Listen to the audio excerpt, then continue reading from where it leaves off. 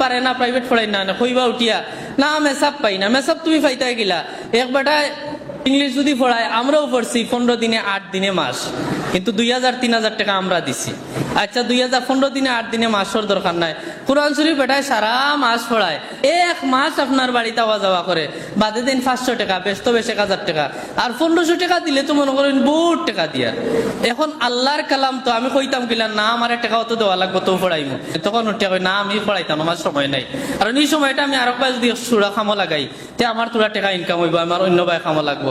আমরা ইতা হিসাব খানো স্কুলের কলেজের পড়াতে ইতা হিসাব করি না, কোরআন শরীফের বেলায় ওটা আমরা খুব হিসাব করি। বলে মা 2000 টাকা দিলেই তো আপনি মেসাব বেটারে, কিন্তু আপনারে কিতাব পড়ার ই পড়ায় খালি দুনিয়াতে আপনার খামো লাগে, আর ই পড়ায় আপনার দুনিয়াতেও লাগেন আখেরাতেও লাগেন। এর বাদে আরো কত জাতর যুক্তি দেখাইব। আচ্ছা পড়াইতাম তো হুজুর ঠিক আছে, ফুড়িগু বড় হয়ে গেছে, এখন কিলা পড়াইতাম, স্কুলে যাইবার সময় তখন আর কই না ফুড়িগু বড় হয়ে গেছে হুজুর কিলা স্কুল হইতাম। ইকে যদি দারুলকা তো পড়া যায়, ইকে কিতা করে বুরকা পিন্দা হিজাব উজাব লাগাইয়া যায়, তখন বড় হয়ে গেছে, তখন শরম হয়ে যায়। আর স্কুলে যাইবার সময় উন্নাও নেয় না, তখন শরম হয় না। আসলে শয়তানি দুকা শয়তানে তখন দেখা দেয় না না বড় হয়ে গেছে, এখন আর এগুলো কোরআন শরীফ কানের দরকার নাই।